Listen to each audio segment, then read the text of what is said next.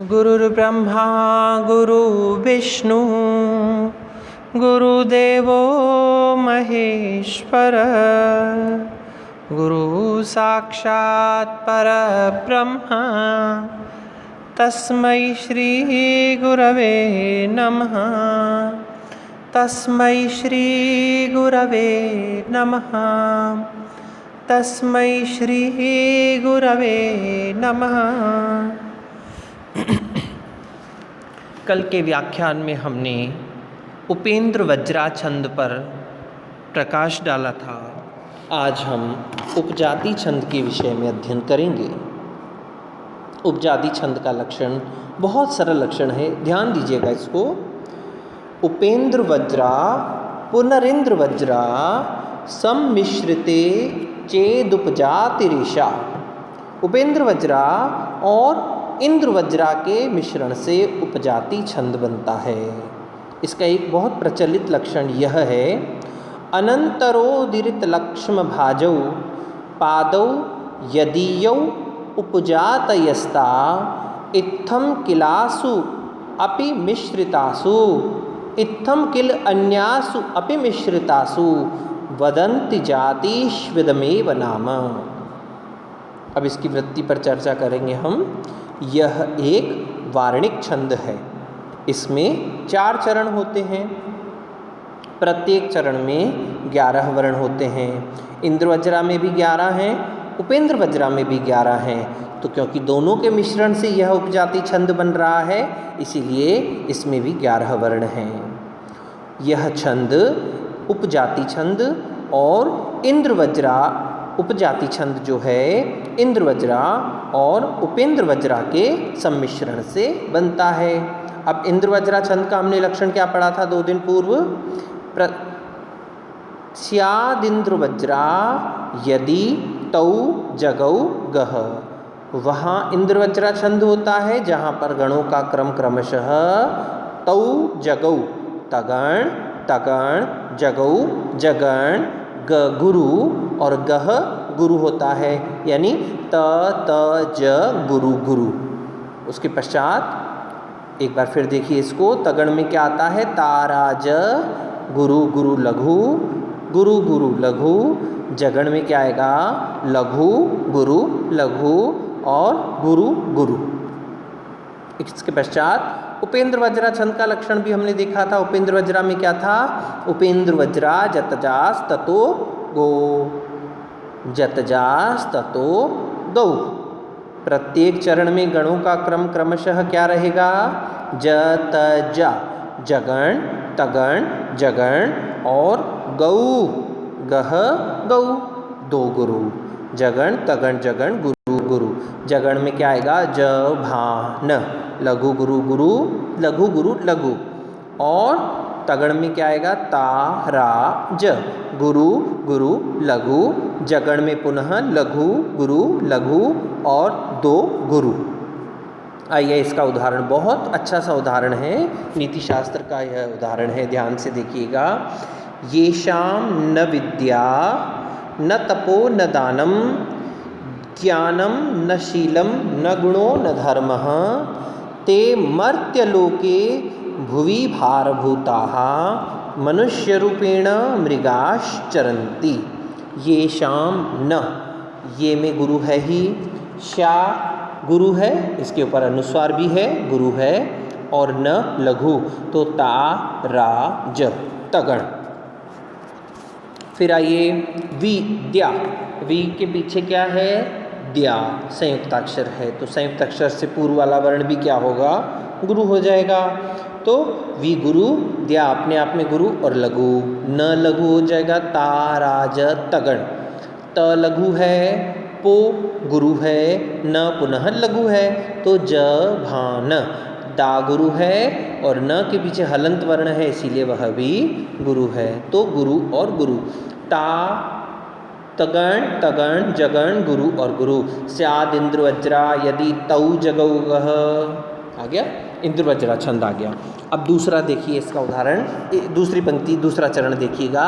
ज्ञानम, ज्ञा गुरु है, न के ऊपर अनुस्वार होने के कारण से यह गुरु है। न लघु है, दूसरा न लघु है। शी गुरु है, लम ल के ऊपर अनुस्वार गुरु और न लघु। फिर गुणों, गु छोटे ऊ की मात्रा, ह्रस्व होने के कारण से लघु, णो गुरु और न लघु। फिर धर, धर रम संयुक्ताक्षर से पूर्व होने के कारण से ध गुरु है और म के पीछे विसर्ग होने के कारण से म भी गुरु है। वापस यहाँ पर स्यादेन्द्र वज्रा यदि तऊ जगौग त त ज गुरु गुरु। फिर वापस तीसरे चरण में देखिए, ते मर्त्य लोके। अब कुछ बच्चे इसमें कहते हैं कि मर्त्यलोक और मृत्युलोक, आप मर्त्यलोक भी आता है, कुछ जगहों पर पाठ भेद होने के कारण से मृत्युलोक भी आता है। अब अ करेंगे तो भी ह्रस्व है और ऊ ह्रस्व होने के कारण से दोनों परिस्थितियों में यहाँ पर वर्ण तो लघु ही रहेगा। ते में गुरु है, मर्त्य संयुक्ताक्षर से पूर्व होने के कारण से म गुरु और य लघु, और यूँ करेंगे तो हम तो भी लघु रहेगा। लोके, लो में ओ गुरु हो गया, के में ए गुरु है, भुवि का भू ह्रस्व है तो तगण ताराज। फिर आइए, वी छोटे ई की मात्रा लघु, भा दीर्घ र पुनः ह्रस्व लघु तो लघु गुरु लघु जभान जगण। फिर भू में बड़े ऊ की मात्रा गुरु और ता में विसर्ग आ गया तो गुरु।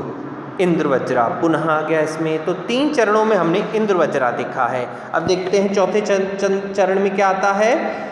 मनुष्य, म में लघु, नु छोटा होने के कारण पीछे श्य संयुक्ताक्षर है, संयुक्ताद्यम नियम से यह गुरु हो जाएगा, यह लघु। तो कौन सा हो गया, जभान। र में ऊ बड़ा है गुरु, प में ए गुरु, ण ह्रस्व गुरु गुरु लघु। मृ म री मैंने पहले भी बताया था, अ ई उ रील री ये पांचों ह्रस्व वर्ण है तो म में री होने के कारण से ह्रस्व है यानी लघु है। मृगाश गुरु, च लघु। र के पीछे संयुक्ताक्षर होने के कारण से र गुरु हो गया। त में छोटे ई की मात्रा है, लघु होना चाहिए, लेकिन हमने एक नियम और देखा था, किसी भी चरण का अंतिम वर्ण अगर लघु है और उस छंद में हमें गुरु की आवश्यकता है तो हम उसे विकल्प से गुरु कर देंगे, तो ये भी हमने गुरु कर दिया है। अब एक बार इसका सस्वर उच्चारण करके हम देखते हैं। येषां न विद्या न तपो न दानं ज्ञानं न शीलं न गुणो न धर्म ते मर्त्यलोके भुवि भारभूता मनुष्यरूपेण मृगाश्चरन्ति। एक बार पुनः करते हैं। येषां न विद्या न तपो न दानं ज्ञानं न शीलं न गुणो न धर्म ते मर्त्युलोके भुवि भारभूता ते मृत्युलोके भुवि भारभूता मनुष्यरूपेण मृगाश्चरन्ति मनुष्यरूपेण मृगाश्चरन्ति।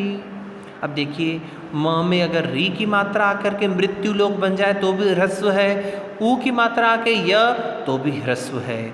अब मैंने एक शब्द का उच्चारण ज्ञ और कभी ज्य किया था। वस्तुतः यह जो ज्ञ शब्द है, ज्ञ से ज्ञान वाला, यह ज च छ ज ज और च छ ज झ य ज्य से बना है, लेकिन परंपरा में लोगों के द्वारा इसका ज्ञ उच्चारण किया जाता है। तो ज्ञ और ज्य दोनों ही उच्चारण अपने आप में पूर्णतः शुद्ध है। यद्यपि व्याकरण के नियमानुसार तो यह ज्य होना चाहिए, लेकिन एक बात प्रचलित भी है, कहा गया है यद्यपि अशुद्धम लोक विरुद्धम न आचरणीयम। शुद्ध होने पर भी लोक के विरुद्ध नहीं आचरण करना चाहिए, लेकिन अगर लोक में इसका प्रचलन यही चल रहा है तो हमें इसका उच्चारण ज्य या ज्ञ दोनों किया जा सकता है। अब एक और उदाहरण है रघुवंश का। अथ प्रजानाम अधिपः प्रभाते जाया प्रतिग्राहित गंधमाल्याम वनाय पीत प्रतिबद्ध वत्साम यशो धनो धेनु मृषे मुमोच। पहला पहला इनका गण देखते हम, देखिए अथ प्र, लघु लघु, लघु है कि गुरु है, पीछे प्र आ गया तो गुरु हो गया, तो लघु गुरु लघु। जभान, यानी ये कौन सा छंद हो गया, जतजास। अगर जगण पहले आ जाए तो उपेंद्र वज्रा, और अगर तगण पहले आ जाए तो इंद्र वज्रा।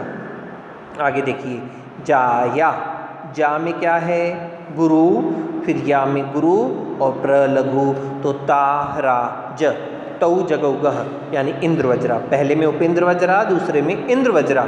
अब वापस देखिए तीसरा चरण क्या है, ज भा न, लघु गुरु लघु, तो कौन सा हो गया वापस यहाँ पर, उपेंद्र वज्रा। फिर यशोधनों में कैसा है, य शो ध, य लघु, शो गुरु और ध पुनः लघु, यानी जभान। इससे पहले वाले उदाहरण में 3 इंद्र वज्रा 1 उपेंद्र वज्रा का था। अब इसमें द्वितीय चरण इंद्र वज्रा और बाकी 3 चरण जो है, यह द्वितीय चरण जो है वह इंद्र वज्रा का है। प्रथम तृतीय और चतुर्थ चरण उपेंद्र वज्रा होने के कारण से यहाँ पर भी उपजाति छंद है। अभिज्ञान शाकुंतलम का बहुत प्रसिद्ध श्लोक है, संप्रधानेषु तपोधनेषु गूढ़ं हि दाहात्मकमस्ति तेज, स्पर्शानुकूला इव सूर्यकान्ता, तदन्यतेजोभिभवात्ममन्ति।